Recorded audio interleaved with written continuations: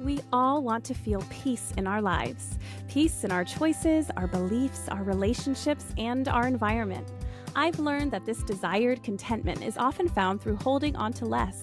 When we pare down what we own, what we consume, and what we value, we're left with what's intentional, a personalized curation of what is important and true and useful to us. I'm Shannon Lako, and you're listening to Paring Down, a podcast aimed at helping you declutter not only your home, but any area of your life that's overwhelming. Here, we're having interesting and honest conversations about the physical and mental clutter that drowns out what truly matters to each of us. And together, we'll learn how to pare it all down, not for the sake of perfection or becoming rigid, rather so we can move through life with less overwhelm and more joy, wisdom, and peace. Hello, hello. Listen, July is already halfway over. I feel like I just need to say that because I'm recording this on June 30th, and I was looking at the date of when this is going to be released, and I was like, what in the world? I mean, I think I said this on multiple podcast episodes, especially in January when the new year had started, but like, they don't lie. The older you get, the faster time goes. And I don't understand how it's already going to be mid-July. But here we are.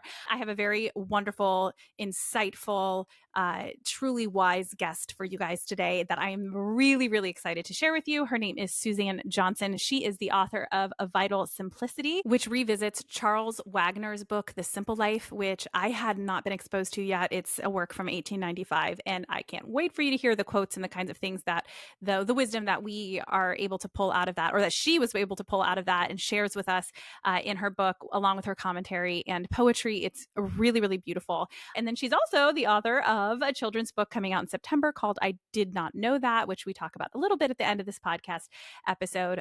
But Suzanne's wisdom really rings so deep and so true about this idea of timeless truths that, were true when Charles Wagner wrote The Simple Life in 1895 and are still very, very true today. And it's really fun to kind of visit these concepts that are not at all modern, that we can often think are so modern, or we want to, get back to the simple life and the simple days. And, this idea of simplicity actually came about many, many, many years ago because people back then felt like their lives were complicated. This is not a new notion.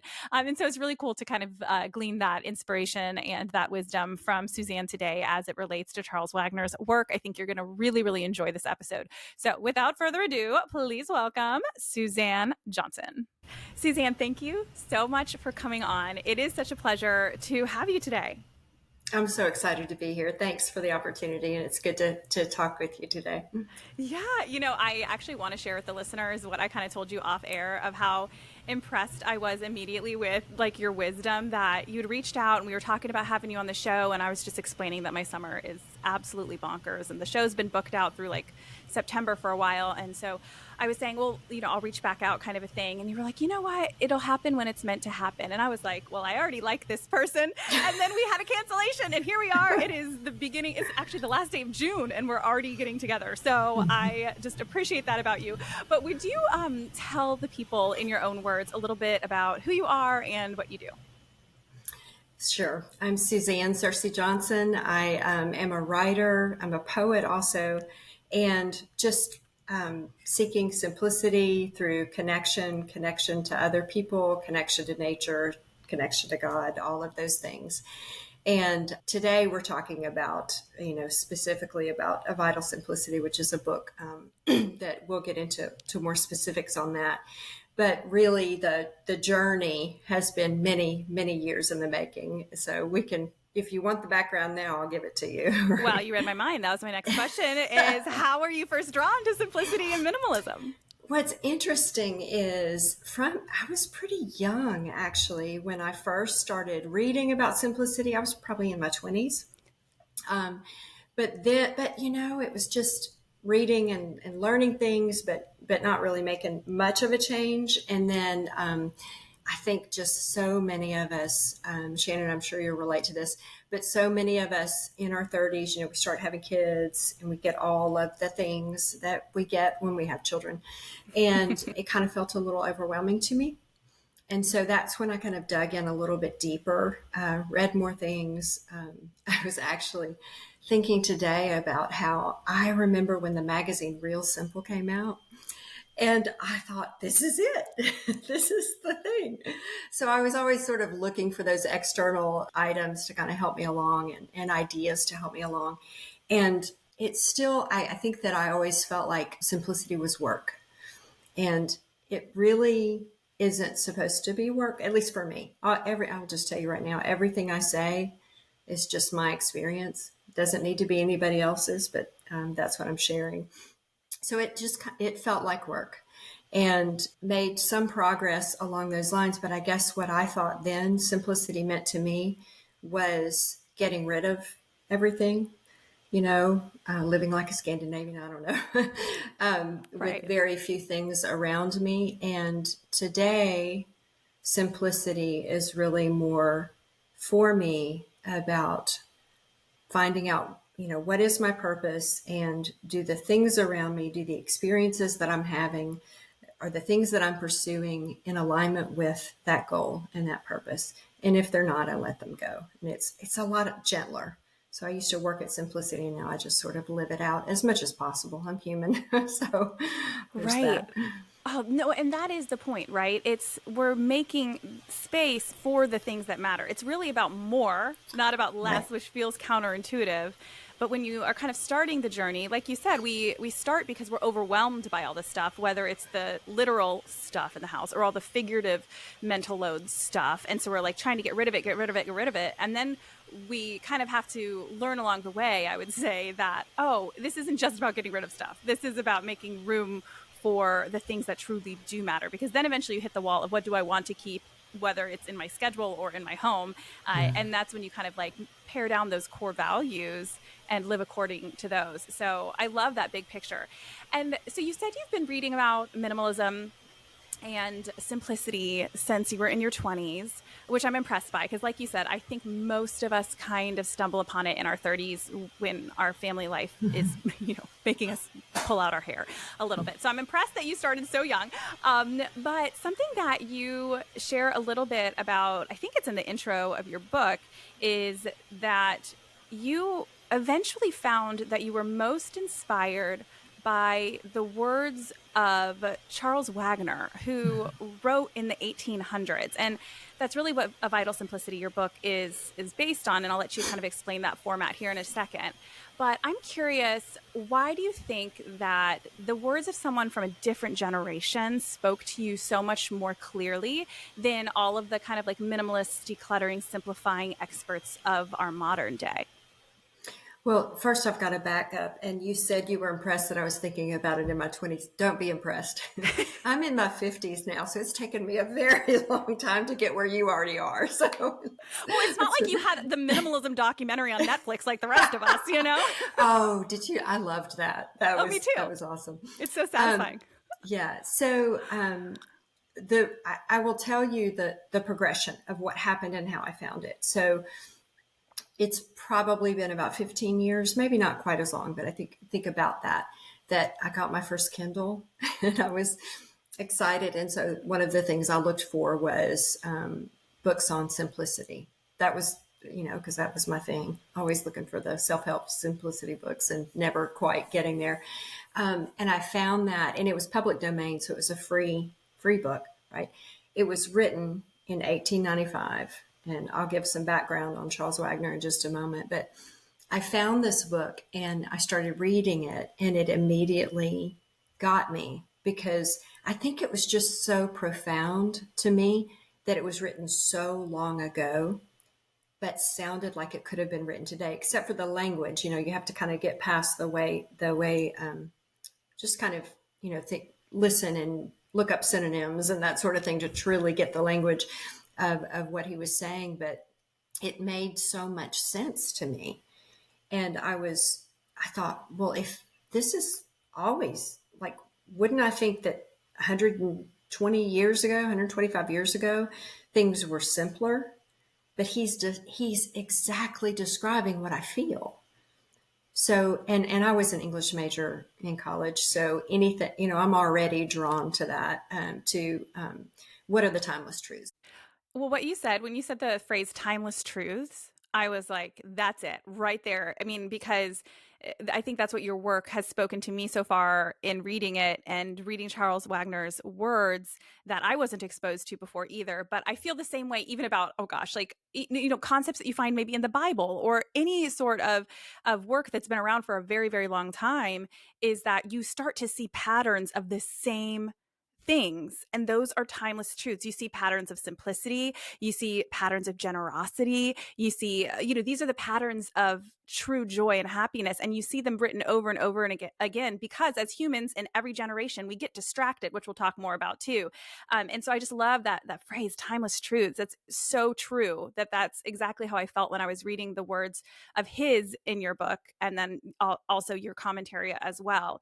It just felt really mature and like deep wisdom that has been around for the ages, that we just need to like open our ears and eyes and take in. So basically what I want to do, because I really was so inspired by so much of what I read, I'm going to be kind of bringing up certain quotes from your book, reading some Charles Wagner's words, because they are so powerful, and then talking through kind of your commentary and your thoughts with you. But before I dive into that, can you, on a more granular level, kind of talk us through what the format of the book is? Because you mentioned you used 20% of his words, so that people kind of have an idea in their brain of what this book looks like. So the format of the book contains quotes from the original The Simple Life book, which was the name of Charles Wagner's book. And I tried to use synonyms where it needed, but to keep the original language of the writer. And so there are quotes. There's also my poetry, because that is my favorite medium of expression. So it does have poetry in it. But then I also, after each of his quotes, I put in a little commentary of my own experience or the experience of others that I know. So that is kind of how it's laid out. And it's not Yeah. a large volume of work, but it's, again, simplicity. Right. It's really meaningful. And I loved how clear cut it was, that I knew what I was getting, like the poems, which were so beautiful and profound, and then the actual quotes, which is really cool that it's in the public domain. I think it's, what is it? How long ago does it have to be before things are in the public domain and you don't need copyrights to I it? don't remember. It was early 1900s. Right. Yeah. So it's like some of those old songs too, like you could do without. So I just thought that was so cool. So let's talk through some of these ideas. I would love to hear you kind of expound upon the different concepts. This first one that popped up to me was this idea of thinking that the simpler times were like the good old days. And this, you already touched on this, about how we always look back and think, oh, it was so much simpler back then. So this is the Charles Wagner quote. Do not say that we live in more trying times than our ancestors, for things seen from afar are often seen imperfectly. It is, moreover, scarcely gracious to complain of not having been born in the days of one's grandfather. From the beginning of the world, it has been hard to see clearly. Right thinking has been difficult everywhere and always. So, he wrote this in 1895, that people were basically saying, I wish I lived when my grandfathers were around. So why do you think that we tend to view the past as simpler when it wasn't even necessarily that way? And then how does that, understanding lead us to a life of more contentment in the present? Okay. So you might have to remind me that second part of your question. But I'm I think, unfortunately known for asking questions that are way too long because I get too excited about all the concepts at once. So yes, we can start with, why do you think that people view the past as simpler? because we're in the middle of the present. That's it. I mean, think about any situation in your life where if I'm in the middle of something, I don't see it as clearly. So I believe that's definitely the issue. It makes perfect sense, right? And But so, then we get those reminders and we go, oh yeah, like we think that everything was so much easier back then, but back then I thought 20 years before that was so much easier. right. Oh gosh, I think about that all the time. Sometimes I like romanticize back when I was like single, didn't have kids, and life seemed so much less complicated. Not that I would ever give my husband my kids up, right? But you just kind of romanticize the past. And then I'm like, okay, Shannon, when you were 20 and single, all you wanted was to like find the person you're going to be with and, have this life that you have right now. It's silly how our brains do that. And how can that understanding that the past wasn't necessarily perfect lead us to a life of more contentment in the present? How do we kind of combine those things in our mental space? I do think just giving ourselves grace. That is, I just lately have been very much aware of, do I judge situations. Do I judge myself? Do I judge others? And I've really been leaning into a space of not thinking something is good or bad, not judging what I see, and just really being open to new ideas. And I think that if I always have to say just for me, if I am in a space of grace, then I'm not going to be so hard on myself to try and force something into a box. I have to simplify. I have to do this. I have to be perfect at X, Y, or Z. If I can just have a little grace, like the grace I would show someone else, then it just makes things easier. I've been easing into this simplicity space lately, and it's so much better that way. It really And feeling is. like you're trying to keep up with yet another thing. I need to be as simple as I'm supposed to be. I need to be as, my home needs to be as decluttered as these beautiful decluttered homes online, right? Like Right. it suddenly, the whole concept loses the full meaning of it and becomes another competition, another way Right. to keep up with things, like you said. And that's not the point. That's not the point at all. And so I love that you say that grace and that being gentle with ourselves is the best way to live in the present, is to remember that, we don't have to look back and kick ourselves for anything in the past. We don't need to be, fretting about being perfect for the people around us or whatever. We're just present, doing the best we can in the moment. And I that's love how you okay. said that. Mm-hmm. Yeah. Yeah. I love that. I was so actually inspired by this, idea that we think the good old days are always simpler or whatever, that I did some research. I actually went online and I was like, why do we think this way? Like, why do we always romanticize the past? And I actually found they have done research on this, and I wanted to share it with you because I think you'll find it very cool. So their research, I found this on the American Academy of, I almost said American Academy of Pediatrics because my brain is Yes. on kids. That's AAP versus APA, the American Psychological Association, Psychology Association. I don't know. It's been a long time since I got my degree, but anyway, the APA. Their research found that people's recollection of the past is positively biased, in large part due to the fading effect bias. And that is that pleasant emotions have been found to fade more slowly from our memory than unpleasant emotions.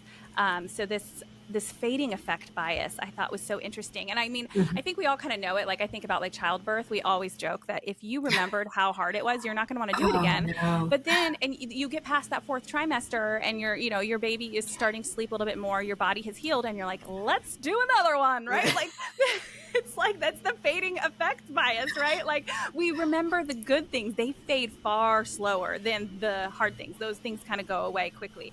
And the research has like their reasons for that and that kind of thing. But I thought that was interesting that is, scientifically based, and qualitative research has found that. And so his words certainly, ring true when it comes to that comparison there. I'd never heard that. I wrote that phrase down. I'd never heard that before. But I kind of like that we're wired that way. Wouldn't you Right? rather keep the good thoughts rather than the bad? So that's really, I'm going to have to research that. Thanks for Yeah. that. Oh, of course. Well, I think it's so encouraging, right? Because it does remind us that, this phrase is time heals. And some people will be like, oh, time doesn't heal. But I mean, my mom passed away 11 years ago. It doesn't mean you don't love that person as much anymore. But grief changes, and time does heal in so many ways, because we start to be able to kind of see a bigger picture involved, or our emotions can kind of do their thing. It doesn't mean that our pain doesn't exist anymore. But it's for me, it's encouraging, this fading bias effect, or fading effect bias. It's never too late to make today the good old days, right? If we live mindfully and we're invested in the present. I think that's really exciting.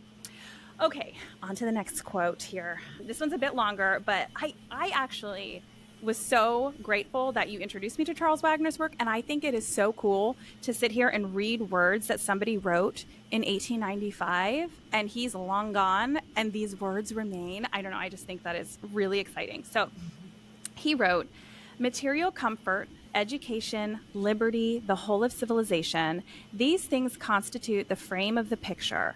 But the frame no more makes the picture than the frock the monk, or the uniform the soldier.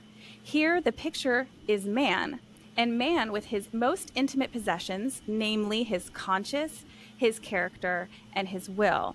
His conscience, excuse me. And while we have been elaborating and garnishing the frame, we have forgotten, neglected, disfigured the picture. Thus are we loaded with external good and miserable in spiritual life. And when the depth of our being is stirred with its need of loving, aspiring, fulfilling its destiny, it feels the anguish of one buried alive. It is smothered under the mass of secondary things that weigh it down and deprive it of light and air. Oh, I have goosebumps reading that. His I mean, analogies are so beautiful, aren't they? they're just incredible. Suzanne, I was reading this and I was like, this is the best thing I've ever read. I feel like you when you read it the first time. I'm like, this is just incredible.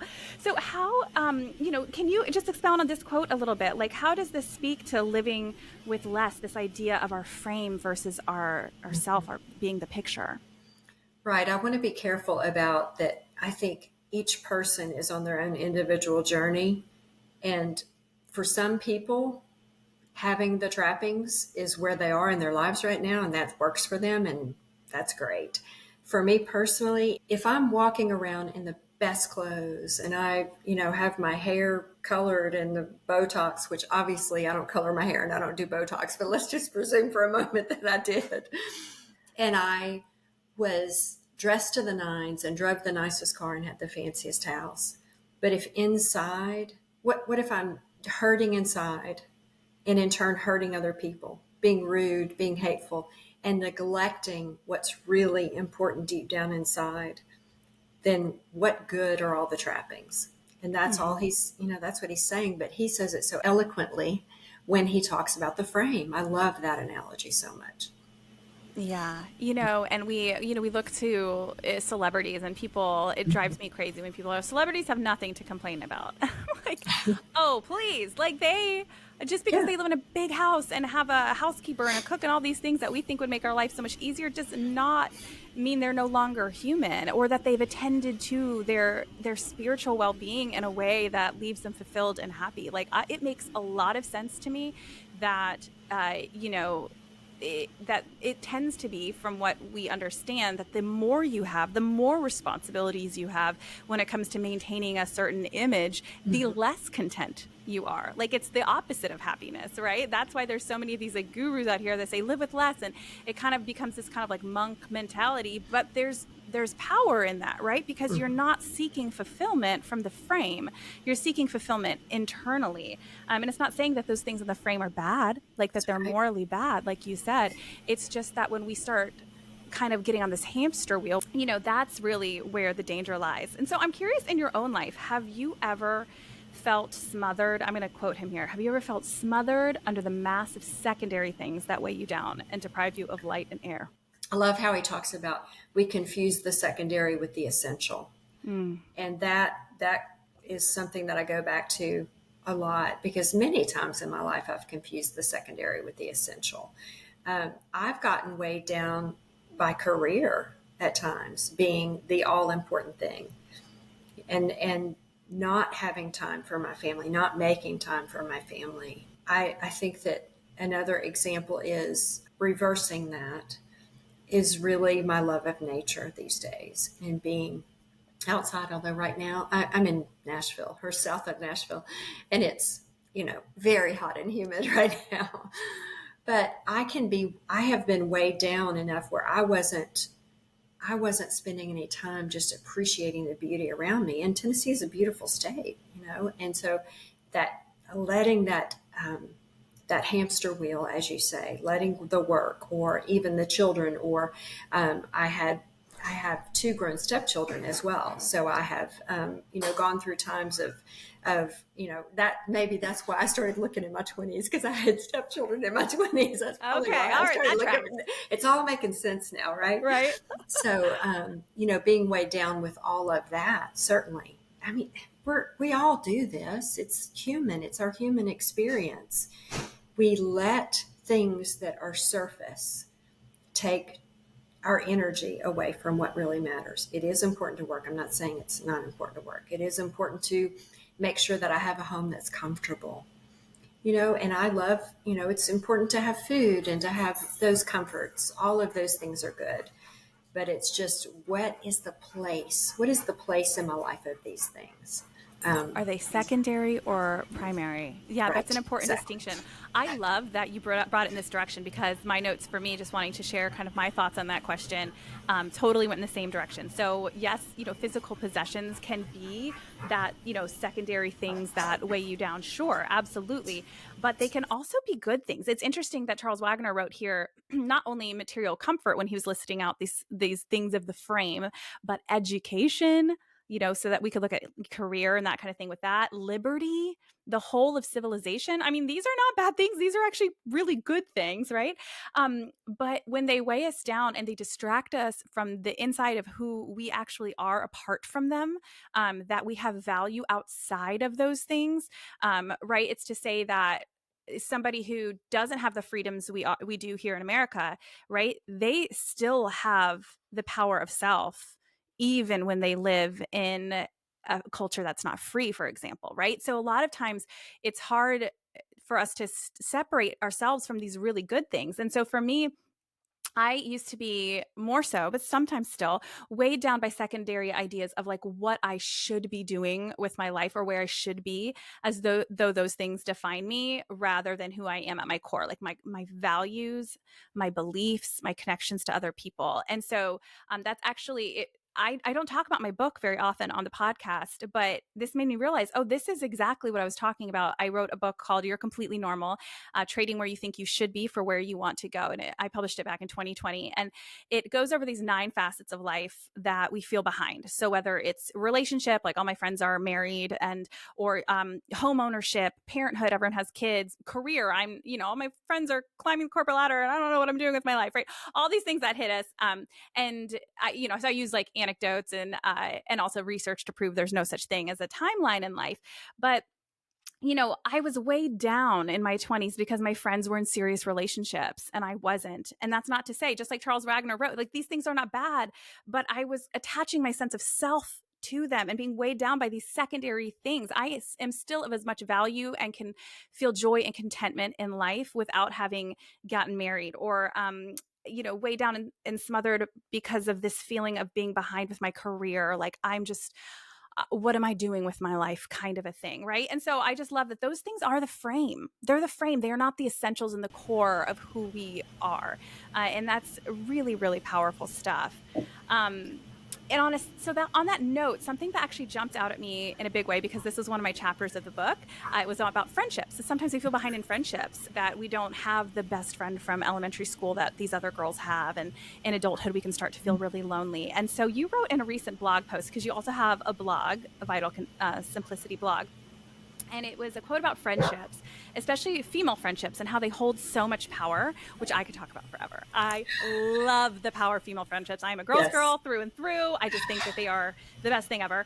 But you related them to simplicity in a way that I had never thought about before, and it makes me want to just like rave about it. And so I'm going to read a blog quote of yours. It says, "How does friendship lead to simplicity?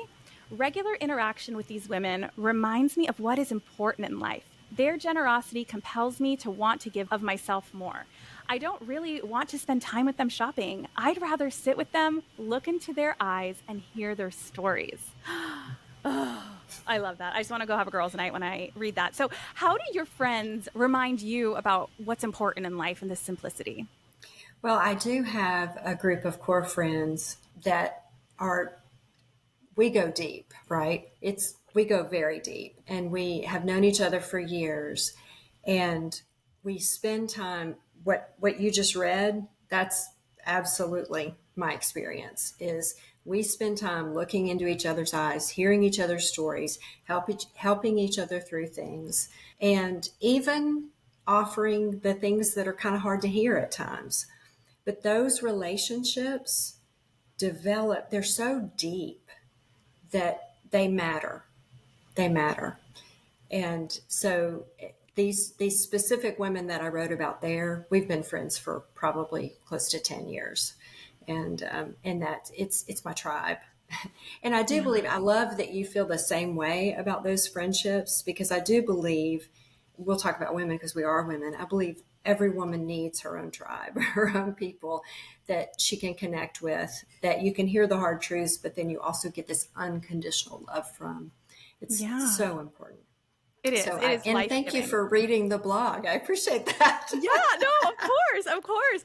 I'm so curious. I want to ask for our listeners because I do think that women struggle to make friendships in adulthood. We kind of feel like, okay, if my high school and college years have passed, then how do I find mom friends or just friends in general? And you said you have been friends with these women for about 10 years, which means you haven't been friends with them your whole life. So how did you find this group?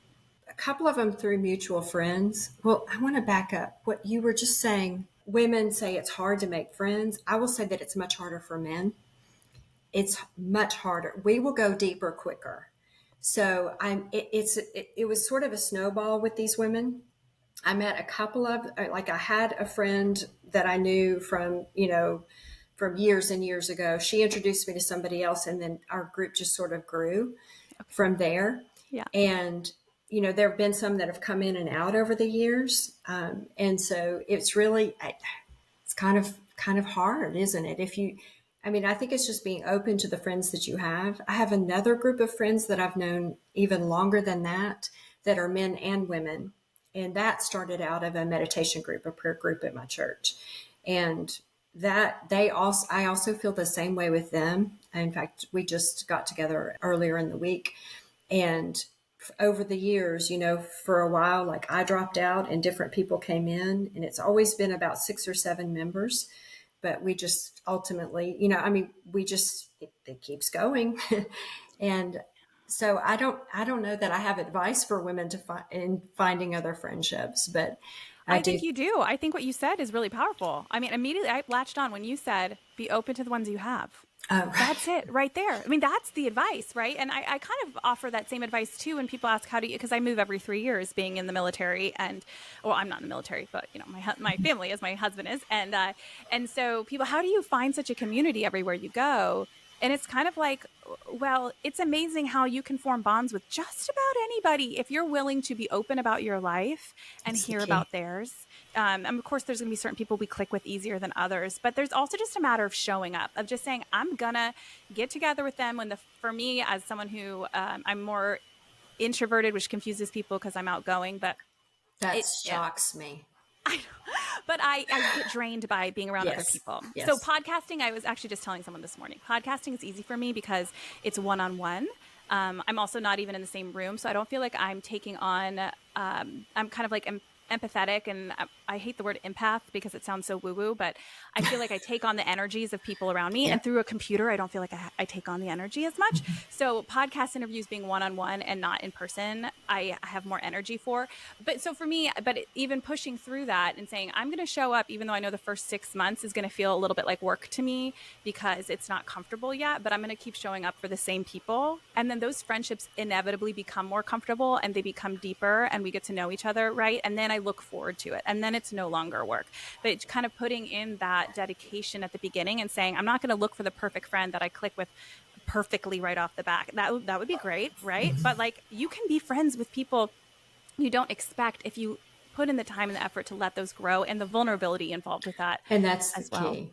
I think just if I want to be known, I have to share some of who I am. And of course, we have to be careful. We don't want to share everything about our lives with a stranger we meet on the street. But I do believe that those connections come from what you just said, the vulnerability, being known, being open. And if I'm not willing to share any piece of myself, then it stops right there. I'm not going to have a real relationship. It'll be Of course. surface. It'll be surface, and so many are these days, right? Like you mentioned, oh, let's go shopping, let's go do this, we're going to go out to dinner, whatever. And I was actually telling my small group at church this morning, 2 of the other girls and I were like, let's get to everyone together for the summer. And the idea came about of someone mentioned, oh, like, let's take everybody to, I don't know, it's like some arcade because we all have kids. And I was kind of like, oh, like, can we actually just like come to my house, right? Because I want to simplify this. If you feel closer when you're inside a house, it's the concept of hygge, which is that, I don't know if you've heard of hygge before. It's a Scandinavian, well, it's actually Denmark, but, it's that Nordic country, this idea of coziness and closeness when it comes to community. And they're proven to be the happiest people in the world. And so there's research done about this concept of hygge. And it's very similar to what you're talking about with your friendships of just in a group of usually 5 people, maybe a couple more than that, having a more intimate experience together without the screens, without the distractions, just talking and existing and being, right? Mm-hmm. And so I completely agree. Like I was saying with the small group, I was like, let's just do it at someone's house, because that's when you really, really feel connected to people and you can actually sit down and be comfortable. And it's a more intimate experience when you're in a private kind of space like that. Mm-hmm. So thank you for kind of talking about friendships with me, because I love it's the simplicity involved with that is you're getting to the core values of who you are when you're talking and being open with your friends, right? Like that is Right. part of it. I do want to So go back to something you said earlier, because when we were talking about the external versus the internal, really, the trappings versus, and then we moved into talking about true relationship. The chapter on notoriety, where he talks about that we want to be seen a certain way. It's important for people to notice us and for us to have personal publicity. That's those quotes from him were the most profound to me when I read the book, because it could have been written today. Were you getting to that? If you were, I can stop talking now. oh, don't stop Okay. talking. No, I was getting to Okay. that, and also keep going. Okay. So I think that whole notion that I thought was just in this day and age was in existence back then, that we want to be noticed, we want to be revered, we want to be, we want people talking about us in a good way. That that is where the non-essential becomes too important. And it's all, and you touched on this a few minutes ago. I'll look forward to listening to this podcast, because I'm going to be jotting notes about some of the things you said. Very profound. But it's that my intrinsic value is not about what I wear, what I say. My value isn't in the words that I'm sharing today. My value is in what has been given. I'm a human being. That's my value. That's my worth. And so I do think that's it's a trapping of today, but it was a trapping of 1895 as well, apparently. Right. It was a trapping of Jesus's time. You know what I Yes, mean? yes. That was part of Jesus's message. My podcast's not a Christian podcast, but I'm very open to my listeners that that's a huge Mm-hmm. part of my life. So it's going to Right. spill over into the things that I share. And yeah, gosh, you look at like the women at the well, and that's kind of the message there, right? Jesus is Yes, like, she is worthy because she is made in God's image and she is a child of God. Like she is worthy, not exactly. because these, the Pharisees who do everything right and, follow everything perfectly. Like that is not the point of worthiness. That's not even how God designed our worth. And yeah, so I love that you bring that up. And I want to read that quote from that chapter that Charles Wagner wrote, because it speaks so profoundly to our time and to like social media, which was not even on. Of course, I know.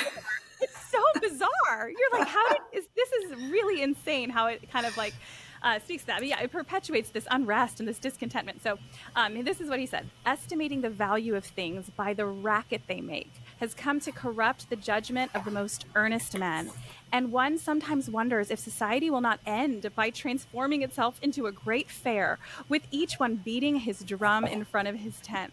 I mean, that is just such good imagery there too. And it's so true. It kind of reminds me of like the Stanley Cup or any other, big trend that's going on, especially on social media. And we're all on our social media pages beating our drums saying, look at me. Mm-hmm. I have value because I have proof. I have a Stanley Cup. I have this cool thing that I'm doing. I'm going to this vacation. I'm at Disney World with my kids. And the more racket or popularity an item gains, the more value we see in it. And then it just turns into this, chaotic display of seeking attention with corrupted judgment. Like he said, it's corrupted judgment about true value of things. And I could go on about the envy. And, there's the quote about the dog chasing the tail in the pursuit of acquiring more and more. There's all these things, but for the sake of time, the last thing I want to ask you about is actually about one of your poems in the book, one of your original writings that I loved as a mom I have a 3-year-old, a 4-year-old, and a 6-year-old. So, Oh, well, bless your heart. thank you. Yes. We say that in the South. Exactly.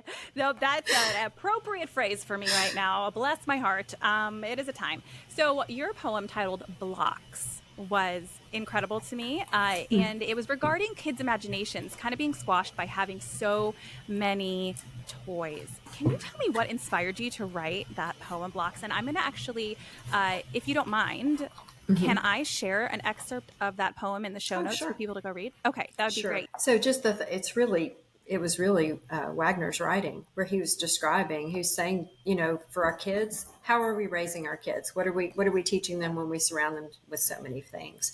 And so the idea for blocks came because I remember one of my now 24-year-old having a lot of toys when he was little, and that there was this one real simple, it wasn't exactly blocks, but sort of a block-ish type toy that he had. It seemed like when we got everything else out of the way, that was what he was drawn to. And so what inspired it really was the idea that the more I throw at you, the more I have. If you walk the children in, put them down on the carpet, and you've got 20 toys around, there's nothing but distraction. But if the child sits down and there's simply blocks or Tinker Toys or Legos or whatever the one thing is, something, but one thing, then that child can focus and enjoy that one thing. That's true of us. That's true of me. I am so easily distracted these days. But if I can sit like we're doing right now, talk to you, Shannon, really open my heart and my mind, then I get to enjoy this moment fully. Yeah. Oh, that's so great because I do think of it as like from a parental perspective. And, I've had early educators on the show, and there's been so much research that does prove exactly this sentiment that kids, they play better, they do better when they only have one option in front of them, right? That they're overwhelmed and overstimulated, and it actually decreases their play when they have these different options. But I love how you just said that too, that it applies to us, that we can't fully be present and enjoy ourselves when we're distracted. I mean, talk about just going out to dinner with my husband. If I have my phone on the table, I'm not enjoying dinner with him. We had the best date night last night, Suzanne. Oh Oh, my gosh, good. we got a babysitter, which we don't get to do very often. I'm like still riding the high of date night. But I just remember thinking how pleasant it was. And this is a babysitter I just trusted so fully. I had my phone kind of put away, and we just had the most wonderful time. We actually ended up in a courtyard with a glass of wine, listening to live music. And I just thought to myself, this is what life is about. It's right here. Because I wasn't distracted by anything. I was just with my husband listening to music outside on a beautiful breezy night. And that's like you said, for us as humans, I think a lot of times we feel like, oh, I'm just not enjoying life. Well, are you trying to do too much at once? Are you allowing yourself those simple moments of being present? It's so great. I love And that. I do, back to the grace thing. I don't think that we need to beat ourselves up when we don't do those things. It's just that recognition. If I have a few moments of true connection each day, then bravo. It's not like I have to go, oh, I should have been doing this all day long or all week long. Let's just enjoy and appreciate the moments that we do have. Oh, I love that. What beautiful wisdom. I want to talk to you all day. I'm just always, one of the reasons doing this podcast is such a gift for me is that I'm always just genuinely, not surprised, that's not the right word, but always just grateful for how new people I get to talk to that I wouldn't have otherwise been exposed to offer so much wisdom that I get to digest and, share with the listeners, but it impacts my own life too. And so I'm just so grateful to have met you and to hear everything you say. It just feels so gentle to my soul, and I appreciate that. Okay, so before I get to the two questions that I ask everybody at the end, I would love for you to have the opportunity to share a little bit about your children's book that you're releasing in September as well. Oh, So can you just kind of tell us what I did not know that is about? that's so sweet of you. Thank you. So, talk about moments and being connected and all of those things. I do have a children's book coming out in September called I Did Not Know That. And it really came out of my love of my grandchildren and my children. I have a granddaughter named Sophie, and the main character is Sophia. And it's about a child's journey into the forest, the animals that she meets there, and just lessons that she learns. And I hope that it's a gentle message. I've got the best illustrator, Kim Gatto. Okay, I'm just going to show you. I got my I haven't proof the seen other it. day. And Oh it's my gosh. not for resale, so that's what the banner is. But I have that just banner on my author copy of my book too. Yeah. so I'm excited about it because it takes my love of nature, my love of my family, and just sort of brings that together. And just this notion of gently, we're learning lessons in life. We're growing. If I ever think that I have the answer, then I've lost the experience. There's nothing new for me to gain from that experience. And so I'm very excited about that book. So it'll be, I'll be promoting it on the website and all that coming soon, but it's coming out in September. But it definitely, my children and grandchildren's names are throughout the book. And so it's very much my family, my heart. Oh, oh, I'm so excited. I mean, just based on everything you've shared today and just that, even that description there, I know I would love to get my hands on that, and that your lessons that are going to be woven throughout that book are going to be really powerful. So that's You're so awesome. Thank you sweet. for telling us about that. Okay, so at the end here, I love to ask people two questions. This first one, you might need a second to think about, because I have yet to set up a formal intake questionnaire for guests on my podcast to give them time to think about things like this. So if we need to pause, and Well, that's fine. I listen to your podcast, or have listened to several episodes, so I think I know the two questions, Shannon. Oh, wow. Thank you for listening. All right, then. So, the first one then is, what is something you're currently paring down? Yes, and we touched on it earlier. It is my phone usage. Mm. I actually, so I'm easily distracted. I am addicted to my phone. I do believe. So I have joined another podcaster's book club, and we're reading the book How to Break Up with Your Phone. Is it So Stephanie Safarian? it is. I just had her on my podcast, and I love her, and I saw she was doing that book. I love her. So I was on her pod. I think I heard you on her pod. I don't know. Oh, really? But That's so I funny. think Yeah, so. she's great. Yeah. So I was on hers back several months back. But yes, she's awesome. Shout out to Stephanie. Shout out Stephanie. So it's How to Break Up with Your Phone is the name of the book, right? Yes, it is. It Is it is, good and so I far? haven't gotten far enough into it yet. But I think it's going to help me pare down my phone usage. I'm not going to get rid of it. I'm not going to a dumb phone. I'm keeping my smartphone. I already know this, but that's what I'm paring down right now. Good for you. Good for you. I think we can all probably do more of that. Okay, and what is something that you're looking forward to right now? So I am in about a year. My youngest child will be going off to college, and I am hopefully going to take take what I call a gap year, travel around, and then probably move into a tiny home. And that's what I'm most excited about. Yeah. And What? I've seen your van video, Yeah. I want to say, and I'm like, okay, I can't quite do that. It's pretty impressive, especially with children. That's But we're not amazing. living it full time. I Right, remind people right. that is not a full time thing. Yeah. Mm-hmm. Oh, that'll be so cool to move into a little tiny home. I'm Aaron excited. and there's this possibility that we don't know where we're moving next, but there's a possibility we're going to go to Rhode Island for a year for him to go to another schooling for the Coast Guard. And since it's such a short period of time, I was like, I don't want to pack and get a new house and like, ugh, like it sounds miserable. And I was like, honey, if we only go somewhere for a year, can we just put all of our stuff in storage and just get like a teeny tiny, like truly a tiny home for a year in Rhode Island? And then when we're done, we pick up and move back into normal house, but just see what it's like for a year. And he thinks I'm crazy, but he's also very interested in that idea. So maybe you and I both will be living in a tiny home in a year. Let's see what happens. That's very exciting. I love it. Okay. Well, where can everybody find you, whether it's on social media or your website, where we can buy your book and your blog? Tell us all those details, and I'll put them in the show notes. Okay, thank you, Shannon. Well, first, I want to say thank you so much for this opportunity. I've really enjoyed chatting with you. It's been fun. Me too. I think the easiest way to find me is SuzanneSJohnson.com. You said you'll put it in the show notes. That's my website. It has links to my books. A Vital Simplicity is the book that we were talking about today. Also, my blog is vitalsimplicity.com, which you mentioned earlier.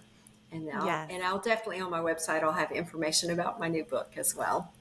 Awesome. Well, thank you again so much for coming on and for everything that you offered everyone today. It's just been great. And I look forward to getting your children's book and to finishing A Vital Simplicity, because I really have just been enjoying it, as you can tell by my many quotes that I wanted to talk about it. And it was one of those books that I'm gobbling up. So thank you again for being here, Suzanne. Thank you so much. You just listened to an episode of Paring Down with me, Shannon Lako. If you enjoyed the show, it would mean the world if you can leave a review wherever you listen and share this episode with a friend. Those reviews really are what keeps a podcast on its feet for the long haul, and I will read every single one with a huge smile on my face, so thank you ahead of time. If you're watching on YouTube, don't forget to hit subscribe. Also, be sure to follow along on Instagram at Paring Down Podcast, where I offer lots of tips and inspiration for paring down, along with what's new here on the podcast. Till next time.